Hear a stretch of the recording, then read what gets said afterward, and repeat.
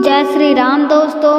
आज की इस कथा में हम जानेंगे कि क्यों कहा जाता है कहाँ राजा भोज और कहाँ गंगू तेली। एक ऐसी कथा जो सिर्फ एक कहावत नहीं बल्कि जीवन का गहरा सत्य है। तो कहानी शुरू करने से पहले कृपया वीडियो को लाइक, शेयर और कमेंट ज़रूर करें, क्योंकि आपका एक छोटा सा सपोर्ट हमें और भी अच्छी धार्मिक कहानियाँ लाने की शक्ति देता है। तो आइए शुरू करते हैं आज की अद्भुत कथा। एक समय की बात है, भारत की प्राचीन धरती, जहाँ धर्म, नीति और न्याय केवल शब्द नहीं थे, वे जीवन का आधार थे। जहाँ राजाओं की प्रतिष्ठा और कर्म के आधार पर ही एक राजा जनता के हृदय में बसता था। इसी भारत भूमि पर राज्य करते थे राजा भोज। राजा भोज केवल नाम के राजा नहीं थे, उनका हृदय धर्म, दया, नीति और सत्य से भरा हुआ था।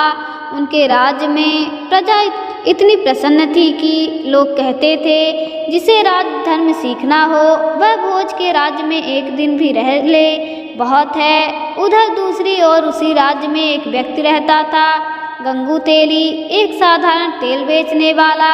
पर समस्या यह नहीं थी कि वह तेल बेचता था, समस्या यह थी कि उसके भीतर अहंकार, अपमान, स्वार्थ और चालाकी का जहर भरा हुआ था।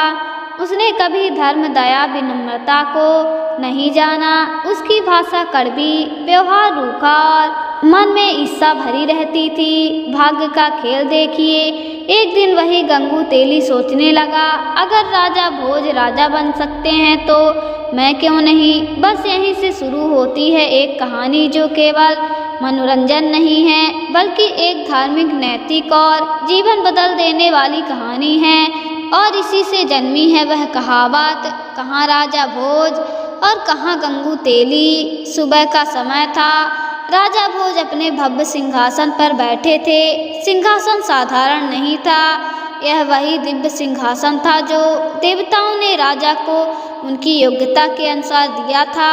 राजा के सभी मंत्री, ऋषि, पंडित और सैनिक दरबार में उपस्थित थे। आज राज दरबार में एक बड़ा मसला सुनाया जाना था, एक गरीब किसान की जमीन पर कब्जा करने का प्रयास। राजा भोज ने अपने शांत स्वभाव से पूछा, कौन है जो इस भूमि पर झूठा अधिकार चाहता है।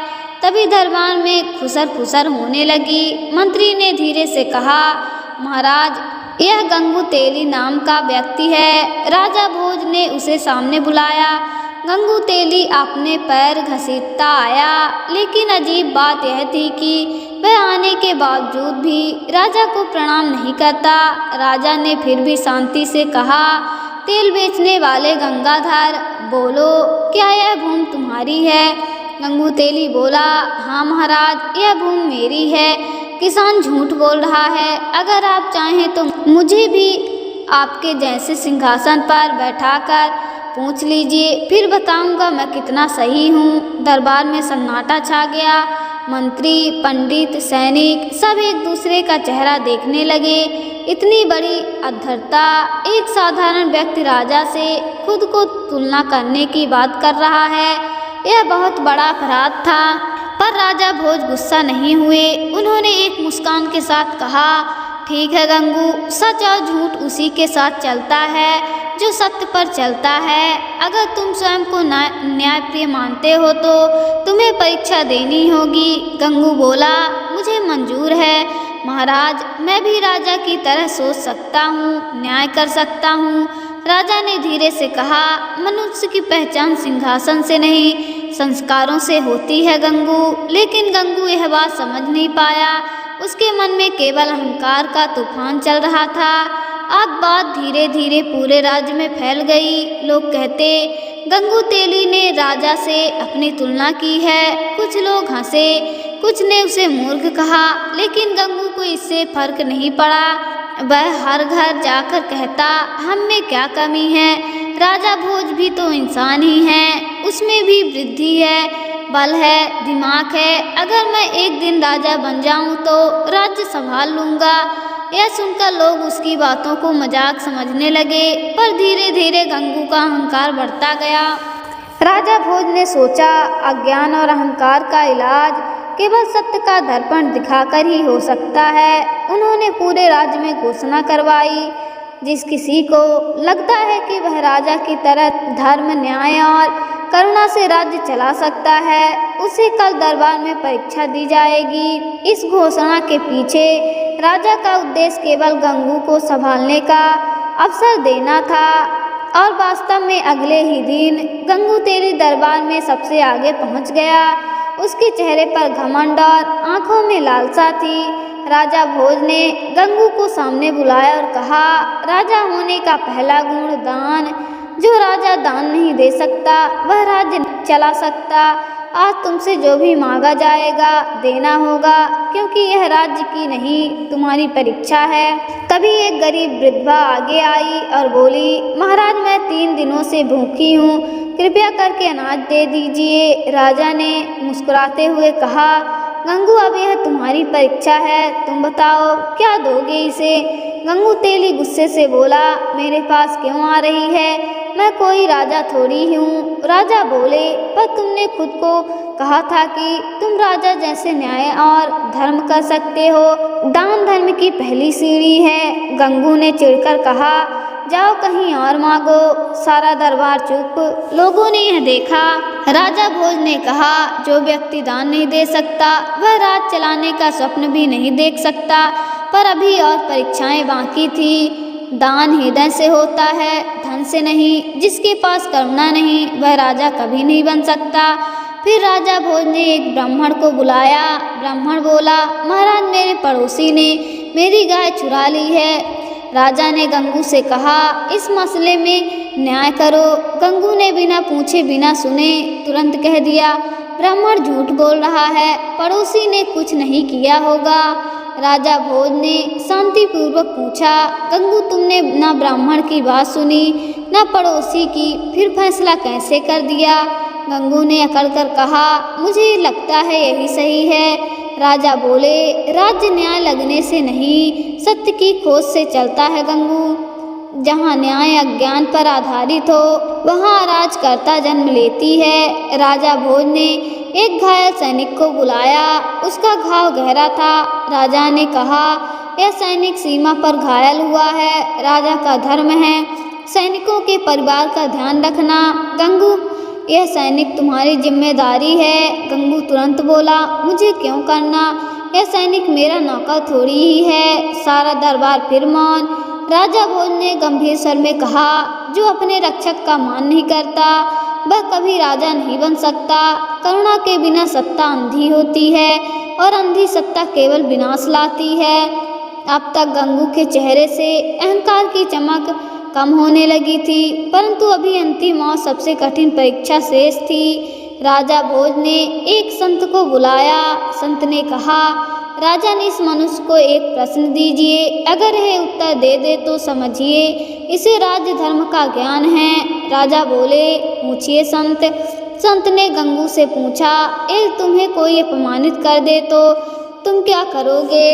गंगू ने तुरंत कहा, मैं उसे सबक सिखा दूंगा, बदला लूंगा। संत मुस्कुराए। यही अंतर है राजा और सामान्य व्यक्ति में। राजा बदला नहीं लेता, वह न्याय करता है और न्याय बिना क्रोध बिना पश्चाताप के होता है।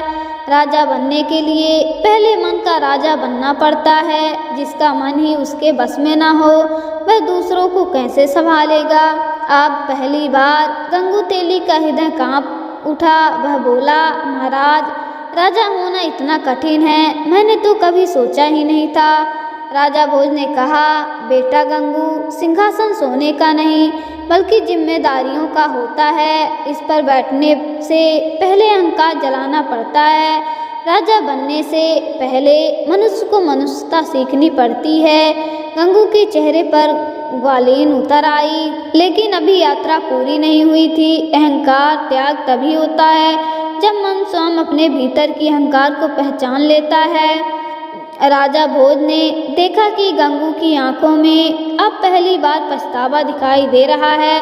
उन्होंने कहा, गंगू तुम्हारी परीक्षा भी पूरी नहीं हुई। अगर तुम सच में जानना चाहते हो कि राजा और सामान्य व्यक्ति में कितना अंतर होता है तो तुम्हें एक अंतिम और सबसे कठिन परीक्षा देनी होगी। गंगू ने सिर झुकाकर कहा, महाराज मैं तैयार हूँ। मुझे समझ आ गया कि मैंने जीवन भर केवल अभिमान किया है। मेरी अज्ञता ने मेरे हृदय को अंधा बना दिया था। अब मैं सत्य को समझना चाहता हूँ। राजा भोज ने संतोषपूर्वक मुस्कान के साथ कहा, तो सुनो गंगू। राजा भोज ने सैनिकों को आदेश दिया, राज्य के बाहरी क्षेत्र में अभी एक छोटा युद्ध प्रदर्शन होगा। गंगू को सेना की नेतृत्व की जिम्मेदारी दी जाती है। अगर उसे लगता है कि वह राजा जैसा कार्य कर सकता है तो पहले वह सैनिकों का नेतृत्व करके दिखाए। गंगू ने आश्चर्य से कहा, महाराज मैं सैनिकों का नेतृत्व कैसे करूँगा? मैंने तो कभी तलवार भी नहीं पकड़ी। राजा भोज बोले, यही अंतर है। सिंहासन पर बैठने के पीछे संघर्ष, तपस्या और बलिदान होता है। राजा का सिंहासन एक सजावट नहीं, यह युद्ध भूमि है। राजा सबसे पहले अपने राज्य का रक्षक होता है। अब गंगू के मन में भय उत्पन्न हुआ। उसने धीरे से पूछा, महाराज क्या यह सब आपने भी किया है? राजा मुस्कुराए, राजा भोज बनने से पहले मैं कई युद्धों का सैनिक रहा हूँ। मैंने अपने गुरु के चरणों में 12 वर्ष तक नीति, युद्ध, धर्म, योग और शास्त्र सीखे। तपस्या के बिना सम्मान नहीं मिलता गंगू। गंगू के दिल में राजा के प्रति आदर और श्रद्धा बढ़ने लगी। युद्ध प्रदर्शन शुरू हुआ। सैनिकों ने आवाज लगाई, गंगू तेली महाराज की जय। आवाज सुनकर ही गंगू के हाथ पैर कांप उठे। वह बोला, महाराज मैं परीक्षा नहीं दे सकता। मेरे पास न साहस है, न तपस्या, न युद्ध का अनुभव। राजा भोज बोले, तो फिर तुम कैसे सोचते हो कि कोई भी उठकर राजा बन सकता है? राजा जन्म से ही नहीं बनता, कर्मों से बनता है। गंगू की आंखों से आंसू भर आए। उसने कहा, महाराज अब मुझे समझ आया, कहाँ राजा भोज और कहाँ गंगू तेली। यह अंततः केवल पद का नहीं, संस्कारों का है। राजा बोले, गंगू अभी एक परीक्षा बाकी है। राजा भोज ने गंगू से कहा, अगर तुम्हारे जैसी गलती कोई और कर बैठता, अगर कोई आम आदमी तुम्हारी मजाक उड़ाता, तुम्हें अपमानित करता, तो तुम क्या करते? गंगू बोला, पहले मैं बदला लेता, लेकिन अब मैं क्षमा करता महाराज। राजा भोज ने कहा, क्षमा वही करता है जिसके भीतर दया का समुद्र होता है। अहंकार के समय क्षमा असंभव है। अब तुमने परीक्षा का अर्थ समझना शुरू किया है। फिर राजा ने संकेत किया और एक सैनिक दरबार में एक व्यक्ति को लेकर आया। वह था गंगू का पुराना शत्रु रस्मा तेली, जो वर्षों से गंगू के व्यापार में बाधा डालता था। गंगू ने उसे देखते ही चौंक कर कहा, यह तो हमेशा मुझसे लड़ाई करता रहा। राजा बोले, आज तुम्हारी परीक्षा है। अगर तुमने अपना हृदय बदल लिया है तो रस्मा को क्षमा करो। गंगू कुछ देर तक उसे देखता रहा, फिर वह धीरे से उठा, रस्मा के चरणों में गिर गया और बोला, भाई मुझे क्षमा कर दो, मैंने भी तुमसे बहुत बैर रखा। आज समझ आया, बैर मन का अंधकार है। मैंने जीवन भर गलत रास्ता चुना। सारा दरबार गंगू की विनम्रता देखकर भावुक हो गया। राजा भोज ने कहा, आज तुम्हारी अंतिम परीक्षा पूरी हुई। अहंकार का पतन हो चुका है। राजा भोज ने कहा, गंगू मैं चाहता हूँ कि तुम जीवन में वास्तविक सत्य को देखो। चलो मेरे साथ वन की ओर। गंगू आश्चर्यचकित था, लेकिन उसने राजा के साथ चलना स्वीकार कर लिया। घने जंगल में जहाँ चिड़िया की आवाज़, हवा की सरसराहट और प्राकृतिक का शांत संगीत गूंज रहा था, राजा भोज ने एक साधु के आश्रम की ओर इशारा किया। यह वही महान योगी थे जो राजा भोज के आध्यात्मिक गुरु थे, ऋषि वेदांतरी। ऋषि मुस्कुराते हुए बोले, राजन आज आपने एक आत्मा को अज्ञान से बाहर निकालकर प्रकाश की ओर ले जाने का पवित्र कार्य किया है। आओ गंगू बैठो। गंगू विनम्र होकर बैठ गया। ऋषि ने कहा, गंगू क्या तुम जानते हो कहावतें क्यों जन्म लेती हैं? गंगू बोला, भूले हुए लोगों को सीख देने के लिए गुरुजी। ऋषि बोले, सही कहा, कहावतें अनुभव की पुस्तकों की तरह होती हैं और उसमें से एक है, कहाँ राजा भोज और कहाँ गंगू तेली। यह कहावत केवल अपमान करने के लिए नहीं बनी। यह कहती है, जो व्यक्ति अपनी सीमाएं नहीं समझता वह विनाश की ओर ही जाता है। जो स्वयं के गुण, कर्म, स्वभाव और पवित्रता को नहीं पहचानता, वह दूसरों से तुलना कर अपना जीवन व्यर्थ कर देता है। और जो बिना तपस्या के सम्मान चाहता है, वह केवल अहंकार पालता है, धर्म नहीं। गंगू की आंखों से आंसू बहने लगे। गंगू बोला, गुरुदेव, मैं समझ गया हूँ। राजा भोज राजा इसलिए नहीं है कि वे सिंहासन पर बैठे हैं, वे राजा इसलिए हैं क्योंकि उनका हृदय विशाल है। वे धर्म जानते हैं, न्याय जानते हैं, सेवा जानते हैं। उनका मन तपस्वी जैसा है। राजा भोज ने गंगू के कंधे पर हाथ रखा। गंगू, अब तुमने वह देख लिया जो 1000 किताबें भी नहीं सिखा सकती थी। गंगू बोला, महाराज, मैं आपका जीवन भर ऋणी रहूँगा। मैं अब कभी तुलना नहीं करूँगा। अब मैं अपने कर्मों का राजा बनना चाहता हूँ, सिंहासन का नहीं। राजा भोज बोले, तुमने असली ज्ञान पा लिया है गंगू। अब तुम बदल चुके हो। यही तुम्हारी सबसे बड़ी जीत है। राजा भोज ने आदेश दिया, आज से गंगू तेली का राज्य की ओर से धर्म सेवी की उपाधि दी जाती है। यह व्यक्ति अपने सेवा से गरीबों को तेल, अन्न और सहायता देगा। इसके व्यापार को राज्य का संरक्षण भी दिया जाएगा। गंगू भावुक होकर बोला, महाराज, मेरे जैसे तुच्छ व्यक्ति पर इतनी कृपा। राजा बोले, तेल बेचने वाला तुच्छ नहीं होता, अहंकार करने वाला तुच्छ होता है। और तुमने अहंकार छोड़ दिया है। अब तुम महत्वपूर्ण हो। कुछ महीनों बाद राज्य में गंगू की परिवर्तन की चर्चा होने लगी। लोग कहते, जिस गंगू को अहंकार ने अंधा कर दिया था, राजा भोज ने उसे धर्म सिखाया है। अब समझ आता है कहाँ राजा भोज और कहाँ गंगू तेली। यह बात इतनी प्रसिद्ध हुई कि समय के साथ यह एक कहावत बन गई। राजा भोज ने अंत में कहा, कभी भी उस स्थान की तुलना मत करो जहाँ तुम तपस्या से पहुँचे ही नहीं, और कभी किसी की प्रतिष्ठा को उसके पद से मत तोलो। उसके संस्कार, धर्म, करुणा और कर्म से तोलो। गंगू बोला, महाराज, आपने मुझे नया जन्म दिया है। और दोनों की यह युगों युगों तक एक कहावत बनकर जीवन को दिशा देती रही। कहा जाता है, कहाँ राजा भोज और कहाँ गंगू तेली। दोस्तों, अगर आपको राजा भोज और गंगू तेली की यह अद्भुत कथा और प्रेरणादायक कहानी पसंद आई हो तो कृपया वीडियो को लाइक, शेयर और कमेंट ज़रूर करें। कहानी में कौन सी सीख आपको सबसे अच्छी लगी, कमेंट में ज़रूर बताइए। जय श्री राम। मिलते हैं फिर नई वीडियो के साथ।